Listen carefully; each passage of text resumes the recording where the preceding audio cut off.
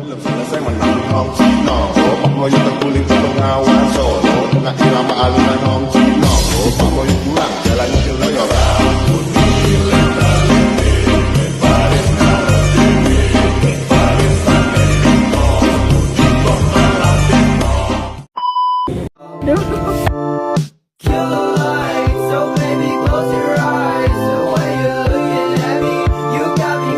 Ayo, ayo, ayo. Sepertinya kita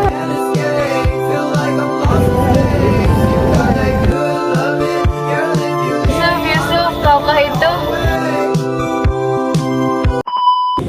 Sebuah kisah yang diambil dari Al-Quranul Karim, kisah seorang Nabi Allah yang tampan dan bijaksana. Tiada marah, tiada dendam, dialah Yusuf alaihissalam. Dikisahkan di sebuah negeri, hiduplah seorang ayah yang bernama Yakub alaihissalam. Malam itu dalam lelahnya Yakub alaihissalam tertidur. Dalam tidurnya Yakub bermimpi, ada segerombolan matahari, bulan, dan bintang mendatangi Yusuf putra kesayangannya. Ia terhenyak, terbangun dari tidurnya. Ia seakan tak percaya apa yang dilihat dalam mimpinya. Ia bertanya pada Jibril, apa gerangan arti dari mimpinya. Wahai Yakub alaihissalam, putramu Yusuf akan menjadi seorang nabi. Yakub begitu gembira mendengar kabar tersebut. Yakub semakin sayang kepada Yusuf. Yusuf senantiasa dilindungi dan dijaga. Hal ini yang membuat ketujuh iri saudaranya yang lain kecuali Bunyamin adiknya. Dan inilah awal malapetaka. Tidak bisa dibiarkan. Ayah terlalu menyayangi Yusuf. Dia ini tidak adil. Kita kan anaknya. Apa-apa Yusuf. Kita harus bertindak. Terus kita harus bagaimana? Sini aku bisa. Tapi jangan bertindak, ini bisa bahaya.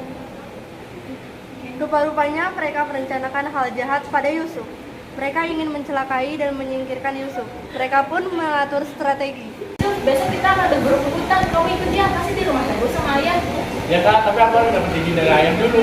Iya, nanti kami izin. Mereka aku ikut. Jangan kau masih belum ayah sama ayah ya. Tenang adik gue, jika kamu sudah besar, pasti akan kami ajak. Pun meminta izin kepada Yakub ayahnya. Dengan berat hati, Yakub pun mengizinkan dan memberi pesan kepada saudara-saudaranya. Hati-hati ya anak-anakku, jaga Yusuf supaya selamat. Baik ayah, kami akan menjaga Yusuf supaya selamat. Pagi itu mereka pun berangkat berburu. Mereka sudah merencanakan semuanya. Diminta Yusuf berjalan paling depan. Biar kamu aman Yusuf, kamu jalan di depan ya, biar kamu mengikutimu dari belakang. Oke.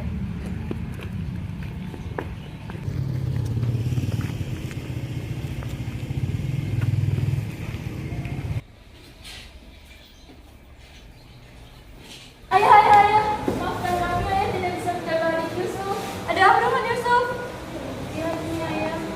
Yusuf tadi makan binatang buas, makan ayah. Maafkan kami, ayah. Yakub pun tergugu tanpa kata. Ia hanya bisa menangis menyesal telah mengizinkan Yusuf ikut berburu.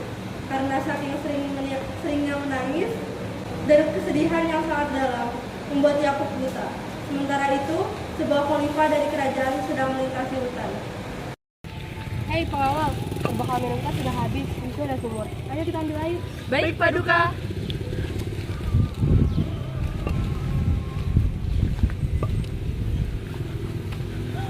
Ada mayat.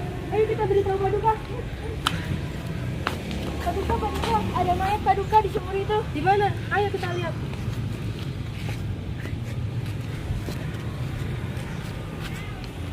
Hei pengawal, coba periksa. Baik Paduka. Paduka.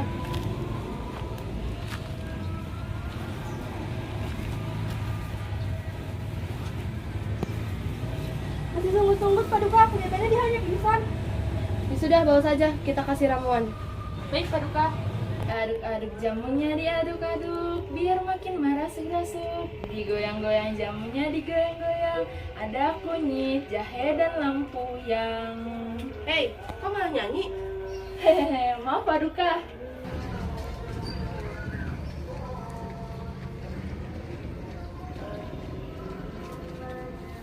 Yusuf pun tersadar dari pingsannya. Rupa-rupanya Allah masih menyelamatkan Yusuf. Raja pun memutuskan membawa Yusuf ke kerajaan untuk dijadikan pembantu kerajaan. Di kerajaan, mereka disambut oleh penari-penari istana. Singkat cerita, Yusuf sangat terkenal pandai dan baik hati. Tak hanya itu, Yusuf terkenal pintar. Yusuf dianugerahi Allah mukjizat dapat menafsirkan mimpi.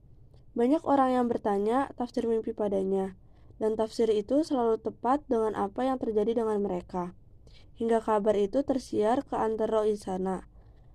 Dan pada suatu malam, sang raja bermimpi ada 7 ekor domba kurus memakan 7 emba domba yang gemuk. Raja sangat penasaran dengan mimpinya. Ia ingat bahwa Yusuf bisa menafsirkan mimpi pada semua orang. Maka ia pun memerintahkan pengawal untuk membawa Yusuf ke hadapannya. Hei Yusuf, aku bermimpi. Ada 7 ekor domba kurus memakan 7 ekor domba gemuk. Apa yang dari mimpiku? Kalau kau bisa menafsirkan mimpiku, maka kau akan menjadi Perdana Menteriku. Baiklah Paduka, mimpi tersebut adalah yaitu akan terjadi 7 masa kekeringan dan 7 masa kesuburan. Apa nasihatmu untuk itu? Nasihatku, saat 7 masa kesuburan kita diharuskan untuk memanen hasil panen kita agar bisa menghadapi 7 masa kekeringan, sehingga saat masa panen tiba kita tidak lagi merasa kelaparan. Baiklah Yusuf, kau sungguh bijaksana. Kau akan menjadi Perdana Menteriku. Mulai saat itu, Yusuf pun menjadi pejabat kerajaan. Dan apa yang diprediksi Yusuf benar-benar terjadi. Yusuf mengarahkan rakyat untuk berhemat dan menyimpan hasil makanan dengan baik. Membuatkan lubung makanan sebagai persediaan saat masa pencaklik tiba. Dan masa pencaklik pun tiba. Negeri tempat Yakub dan saudara-saudara Yusuf tinggal juga mengalami kekeringan. Namun sayang, raja tempat mereka tinggal tak memiliki persiapan. Yakub dan anak-anaknya mengalami kelaparan, hingga mereka mendengar bahwa di negeri seberang berlimpah makanan karena dipimpin oleh seorang Perdana Menteri yang bijaksana. Ayah, sepertinya kita harus pergi ke negeri seberang. Di sana ada Perdana Menteri yang bijaksana sedang membagi-bagikan makanan.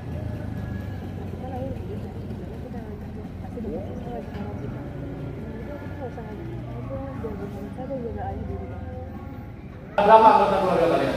7 orang. Benarkah jika kalian bohong, saya tidak akan segan-segan menghukum kalian?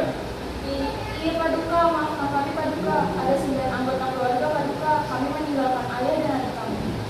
Baiklah, kalau begitu bawa ayah dan adik kalian kembali. Baiklah Paduka. Ia tahu saudara-saudaranya telah menyakitinya, tapi tak sedikit pun dendam ada pada dirinya. Dia hanya tahu yang sekarang Yusuf sudah sangat-sangat rindu dengan ayah dan adiknya.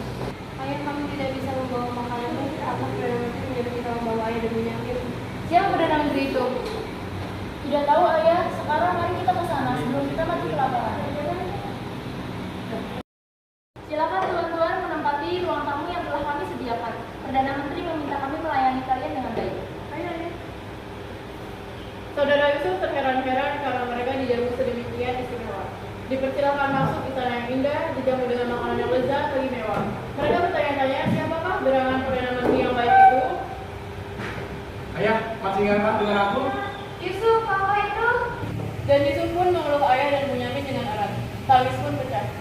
Ketujuh saudara Yusuf hanya saling pandang. Mereka tidak menyangka bahwa Perdana Menteri yang kemarin mereka temui adalah Yusuf, saudara mereka, yang dulu pernah mereka buang. Mereka pun merasa malu dan menyesal. Mereka pun bertukuk lutut di hadapan Yusuf.